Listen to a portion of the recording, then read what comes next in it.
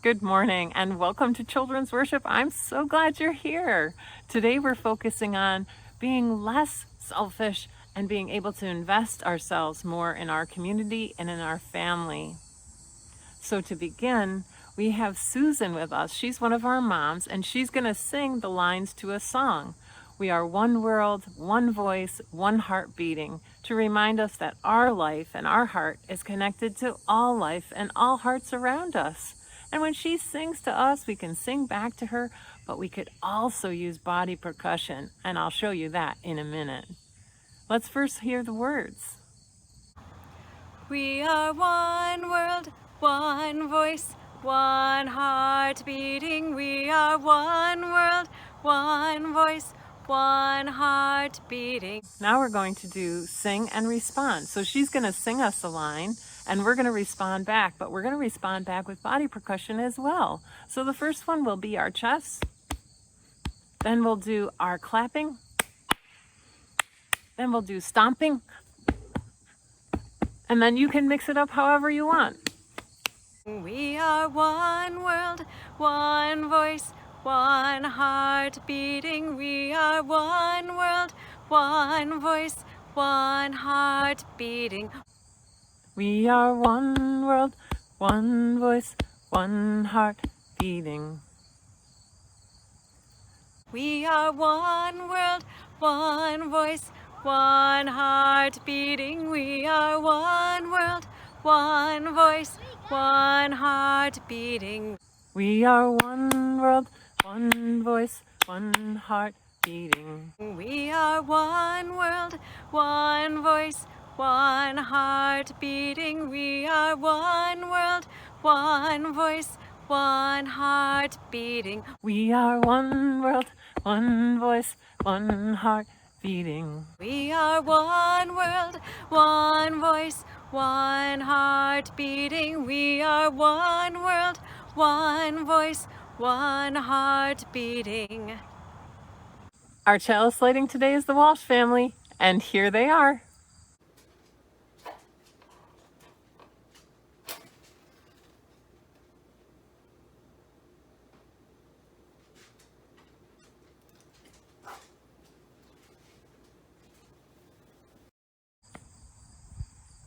Double thumbs up for life.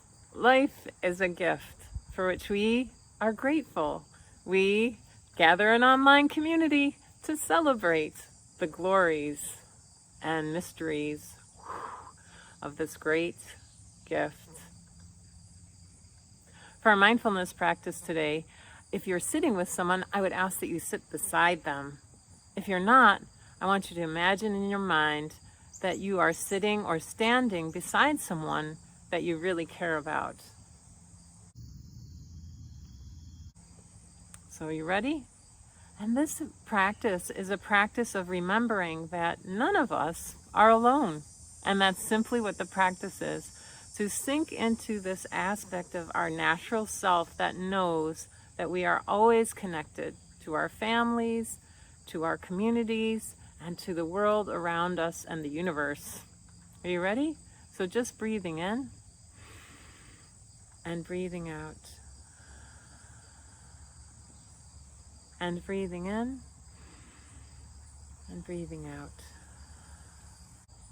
Now, from this mindfulness practice of simply sinking into this feeling of having people beside you, which you can bring into your mind and heart at any time, you can also do this practice, and that is to imagine that you are alone or with someone right on your street, but you are always connected. If you could get a little higher up into the sky, you can actually see that you're connected to a community, you're connected to a region, you're connected to a part of the earth, and you're part of that whole earth itself.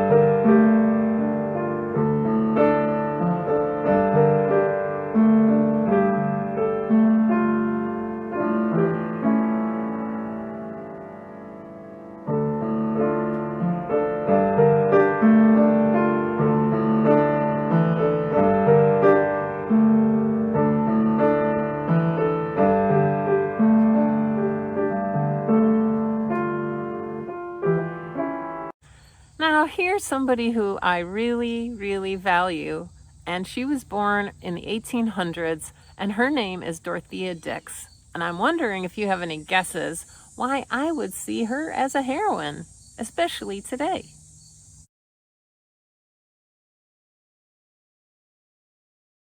The reason why I love her, first of all, she's a Unitarian ancestor, and that's important to me. Second of all, she did something pretty amazing, and that is that she went beyond herself to help people who other people had just written off and forgotten. In her time, there were people put in jail just because they had mental health issues. So if they were struggling from depression, or if they had a schizophrenia or some other mental illness, they were put in prison and locked up. In fact, she came upon women in this prison that she went to, and she could not believe that they weren't even given clothes and a place to go to the bathroom and adequate food. So she was like, we can't just treat people just because their minds and hearts and their behavior is really different. We can't treat them as if they don't have any dignity. So she went to the legislature in Massachusetts, in her state, and they said, you're going to have proof. So she went to every single prison there was, and she documented all these cases of people being put in prison who did not belong there. So the great thing about Dorothea is she did it not only for her state, but also across the country. Was she created a hospital system for people who had mental health issues, right? So there was a place that you could go to get care for your mind and for your heart. She's a heroine for me because now, many, many, many, many years down that stream, now people can get help for what they need, and they can realize that they are not alone, that there is a community of people that will help them. And part of that was Dorothea in her time, taking the time to connect people and reconnect them to the web of life and to invest in that community so that other people could also thrive. Yeah. Our story today comes from West Sumatra, and it's a story called The Unlucky Teacher, Labai Malung. You might recognize some people that you know. Labai Malung lived at the edge of a river in central Sumatra. When he was not at home praying, he was boating up and down the river, visiting people's homes to teach them to read and discuss the holy book. One morning, he received 2 invitations. A family from the village upstream was giving a feast, while a family from the village downstream was doing the same.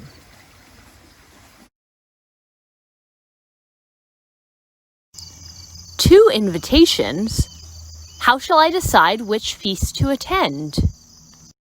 He dressed himself for a special occasion, but could not make up his mind whether to go upstream or go downstream.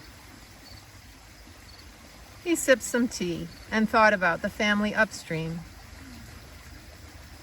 They lived nearby, so he wouldn't have to paddle very far, but they were very poor. They would slaughter just 1 water buffalo for the occasion. It was the custom to give the water buffalo's head to the most respected guest. They don't know me that well. They might give the head to some other teacher, and I would feel unlucky.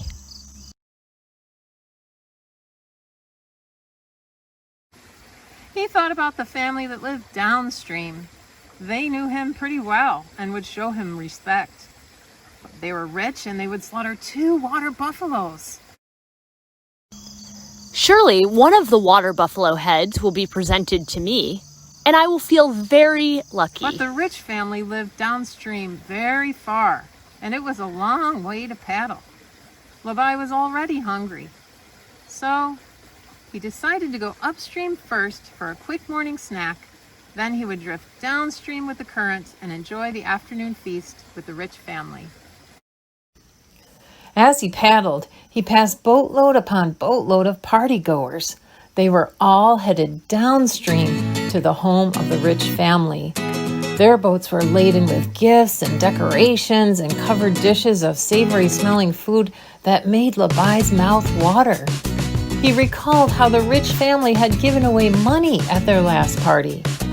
He imagined himself being showered with all that celebration. Surely he was headed in the wrong direction and should turn around and follow the others downstream. So he dipped his paddle deep in the water and turned his boat around. After a while, he noticed that he was passing his own house. Hunger gnawed at his belly. So he decided to stop and grab a bite to eat some rice that he had left. Now, once inside his house, much to his dismay, he found that the dog had knocked over the pot of rice that he had made and eaten every last bite. Labai threw his hands up and hurried back to his boat.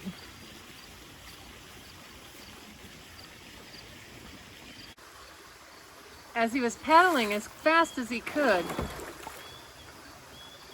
Labai was thinking in his mind the whole time about how lovely it would be to enjoy a plate of food. Oh, and also he thought about what he would say when he was presented with the buffalo head.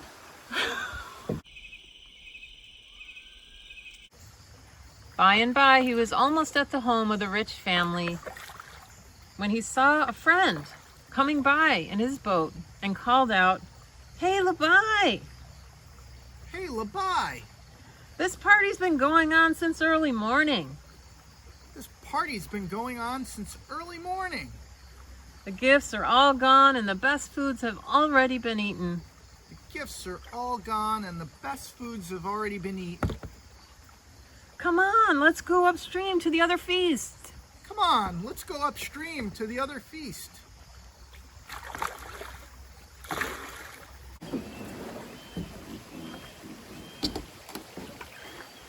Labai's head swam with confusion, so again he turned his boat around and paddled quickly towards the family that he wanted to get to. Labai grew weary with fatigue and hunger. His arm ached so much from paddling. It was quiet when he arrived at the home of the poor family. Tired guests were already making their way back to their boats. The dogs sniffed under the tables for scraps. Labai was so disappointed that he just sat down next to his boat and put his head in his hands, and he began to cry. He was exhausted.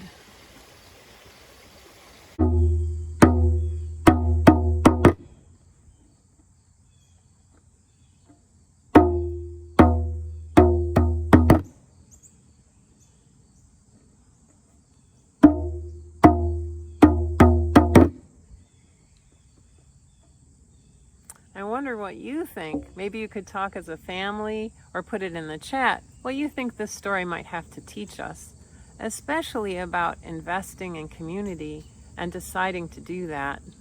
Well, for sure, first of all, indecision will cost you, right? If you can't decide to invest in your community and to have an experience with other people at a party, if you can't show up to life in its fullness and you keep just wavering in your commitments, then nope, it's not going to happen. You're going to struggle. In fact, you're probably going to have some pain and hunger. Yeah. The second thing, which is really true, is that we have to be careful and mindful about what motivates us. Sometimes people can be motivated by greed or by fame or importance, right? And our privilege of like, oh, I'm so important, right? But this story is teaching us really clearly that having the right priorities is important. And one of the priorities is to care for the web of life. So if Labai Malung was in fact truly a very good religious teacher, like Reverend Cherry is in real life, they would have humility, right? They would be all about serving others and not so focused on how am I going to get what I want in the biggest way that I want it, right? So instead of me, being able to be present to both families in whatever way that turned out to be. Yeah, So for your family connection today, one thing you can do is just do a check-in around your house and in your family circle. What is it that we're contributing to our web? Maybe there are things that you'd like to change up. Maybe somebody would like a different chore. Maybe you could do things that are kind of not always recognized, but that you want to contribute. And beyond that, you know that there are so many opportunities in our community to invest more in our community.